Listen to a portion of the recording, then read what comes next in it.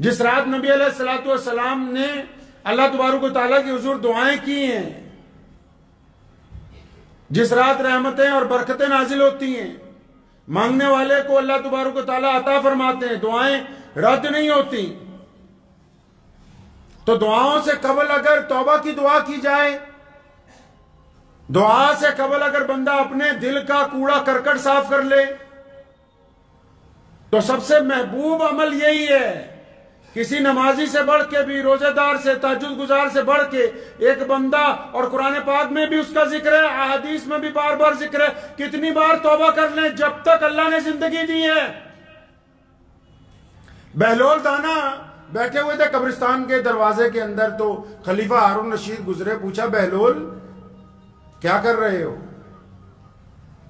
खलीफा जब गुजरा एक दफा बाजार से, तो बहलोल पहले चौराहे पे बैठा हुआ था, तो इत्तेफाक से पूछा खलीफा ने, बहलोल क्या कर रहे हो? कहने लगा अल्लाह की और बंदों की सुलह करवा रहा हूं। तो खलीफा क्योंकि समझता था कि ये मखजूब है, मजनू आदमी है, तो मुस्कुराया और निकल गया। दूसरे दिन फिर गुजरा तो बहलोल कब्रिस्तान के दरवाजे पर बैठा हुआ था। पूछा बहलोल यहां क्या कर रहे हो? कहना बस वही काम जो कल चौराहे पे कर रहा था आज यहां कर रहा हूं, अल्लाह और बंदों की सुलह करवाने में लगा हुआ हूं मैं भाई। तो बादशाह दानिश्वर था, उसने पूछा अच्छा कल चौराहे पे बैठे हुए सुलह करवा रहे थे, आज कब्रिस्तान में बैठे हुए करवा रहे हो, दोनों में फर्क क्या है? कहने लगे बहलोल दाना रहमतुल्लाह अलैह, फरमाया कल जब चौराहे पर खड़ा होके अल्लाह और बंदों की सुलह करवा रहा था, तब अल्लाह मान रहे थे, बंदा मान नहीं रहा था। अल्लाह मान रहे थे, बार बार कह रहे थे मा गर्रका बिरब्बिकल करीम, और बार बार मैं ऐसा कह रहा था आजा नमाज पढ़ ले, आ जाओ दीन की तरफ, आ जाओ, जिना छोड़े, गुनाह छोड़े, बदकारी छोड़े, हरामखोरी छोड़े। फरमाया अल्लाह तबारक व तआला भी राजी थे, हाँ बुलाओ बुलाओ मेरे बंदे को, मैं इसको माफ करने के लिए तैयार हूं। और ये बंदा था, मैं बार बार कहता हूं आ जा, ये मानता ही नहीं। तो फिर खलीफा ने पूछा तो फिर आज क्या कर रहे हो? कहने लगा आज फिर अल्लाह और बंदे की सुलह करवाने में लगा हुआ हूं। बंदे की जान निकल गई, कब्र में है, अब बंदा तो मानता है, रब नहीं मानता। अब ये कहता है कि एक दफा और जिंदगी मिल जाए तो उन गुनाहों से तौबा कर लूंगा। अब अल्लाह को कहता हूं कि तू मान जा, इसको माफ कर दे। वो कहता हूं जब हम माफ करने के लिए तैयार थे उस वक्त ये माफी मांगने के लिए क्यों नहीं आया? प्यारे नबी आज़म मोहम्मद रसूलुल्लाह सल्लल्लाहु अलैहि वसल्लम मस्जिद नबी में तशरीफ फरमाए, एक बद्दू आया, बद्दू साहबी, देहाती साहबी तशरीफ लाए, और नबी अलैहिस्सलाम साहबा की महफिल में बैठे हुए सलाम किया और छोटा सा मुख्तसर सा सवाल किया। फरमाया या रसूलल्लाह मैं बड़ी दूर से चल के आया हूं बस ये पूछने के लिए कि कल क़यामत के दिन हिसाब किसने लेना है? क़यामत के दिन जब मिजान लगा दिया जाएगा, जब दूसरों सारी दुनिया के खाते खोल दिए जाएंगे, तो हिसाब कौन लेगा? तो प्यारे नबी अलैहिस्सलाम ने फरमाया कि ये तो जाहिर सी बात है, क़यामत वाले दिन अल्लाह ताला बजाते खुद बंदे का हिसाब लेंगे। बस इतना ही सुना और फिर वापस चल पड़ा। साहबा ने पूछा भले बंदे रुकता जा, बात तो बता। फरमाया नहीं बस यही पूछने के लिए आया था, और जब रसूलुल्लाह ने बता दिया कि अल्लाह ही ने हिसाब लेना, तो मेरा मालिक गफूर रहीम है, फिर कोई टेंशन की बात नहीं है।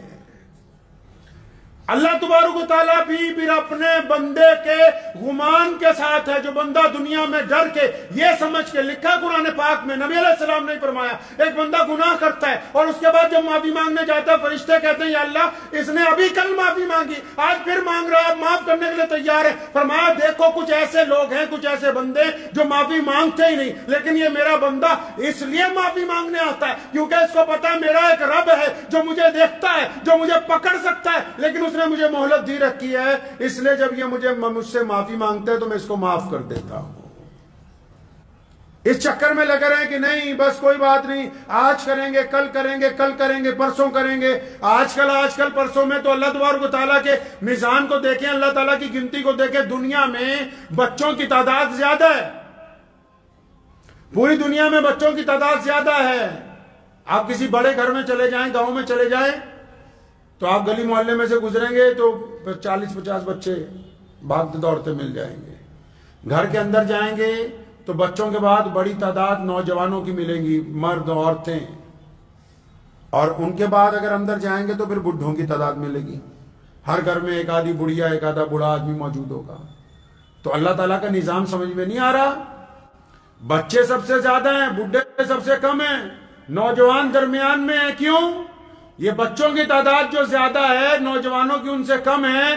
तो ये अल्लाह तबारक व तआला हमें समझा रहे हैं कि देखो, हर एक बच्चा जवान नहीं होता, इसलिए जवान बच्चों से कम है। और ये जो बूढ़े नौजवानों से कम है, तो ये आपको समझा रही है कुदरत कि देखो, हर एक जवान बूढ़ा नहीं होता। कोई लिखवा के नहीं लाया कि मैं 100 साल जीऊंगा, 90 साल जीऊंगा। हर एक बच्चे को इतनी उम्र नहीं होती कि वो जवानी की दहलीज पर पहुंच जाए, और हर एक जवान के पास इतनी मोहलत नहीं है कि वो बुढ़ापे तक पहुंच जाए। अल्लाह तबारक व तआला के इस निजाम को अगर समझेंगे तो फिर होश ठिकाने आ जाएंगे। अल्लाह ने आप सबको दीन का वारिस बनाया है। लोगों के ऊपर अजादार ना बनो, लोगों की बेइज्जती करने वाले ना बनो। अल्लाह ने जिस मुकाम पर रखा है, अल्लाह का शुक्र अदा करें कि अल्लाह हम जहां पर हैं, करोड़ों लोग तो हमसे नीचे हैं। करोड़ों लोग तो अभी भी सड़कों पर सो रहे हैं, कूड़े करकट में रिस्क तलाश कर रहे हैं, अस्पतालों में मौत का इंतजार कर रहे हैं। क्या यह खुदा का शुक्र नहीं कि अल्लाह तबारक व तआला ने बेहतरीन जिंदगी दी, सेहत दी, छत दी, 2 वक्त का खाना दिया, इज्जत की जिंदगी अता फरमाई। उसके बावजूद हम अपने रब की तरफ रुजू ना करें तो फिर किस दिन का इंतजार है? क्या फिर उस दिन का इंतजार है कि जब हम कब्र में चले जाएंगे और फिर हमें कोई हमारी तरफ लिए दुआ करने वाला भी बाकी नहीं बचेगा? ये दुनिया बेवफा है मियां। ये जिनके लिए ठगियां मारता है ना, इस औलाद को कुरान ने फितना कहा है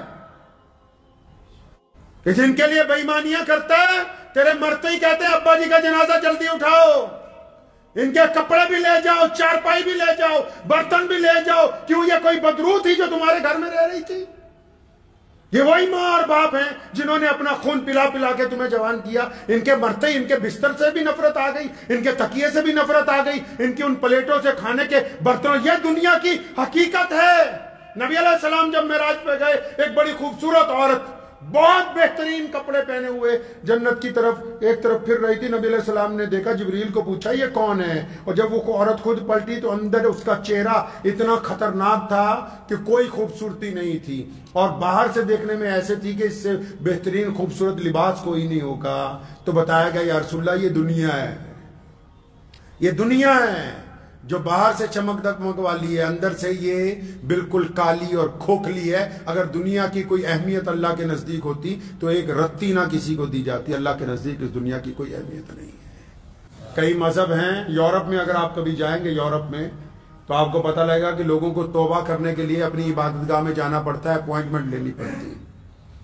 लेकिन अल्लाह तबारक व तआला ने पूरी दुनिया के लोगों को पैगाम भेजा है कि जब भी कभी तुम तौबा करना चाहो तो बीच में किसी मौलवी की जरूरत नहीं है, किसी पीर फकीर की दरमियान में कोई जरूरत नहीं है। जब आओगे अपने रब की तरफ, नबी अलैहि सलाम से साहबा ने पूछा हमारा रब हमसे करीब है कि दूर है? अल्लाह ने कहा नहनु अक़रब। कुरान पाक में अल्लाह ताला ने इरशाद फरमाया कि मेरे महबूब इनको बताओ कि मैं तो ये जो गले के अंदर सांस वाली नाड़ी चल रही है ना, फरमाया उससे भी ज्यादा करीब हूं। ये जब बोलता नहीं सिर्फ सोचता है, मैं तब भी सुनता हूं। तो अब भी वक्त है कि हम अपने रब की तरफ रुजू करें इंशाअल्लाह ताला। मुझे उम्मीद है कि आपको ये वीडियो पसंद आई होगी। अगर पसंद आई हो तो ये आप अपने दोस्तों के साथ शेयर करें और इस चैनल को सब्सक्राइब जरूर करें।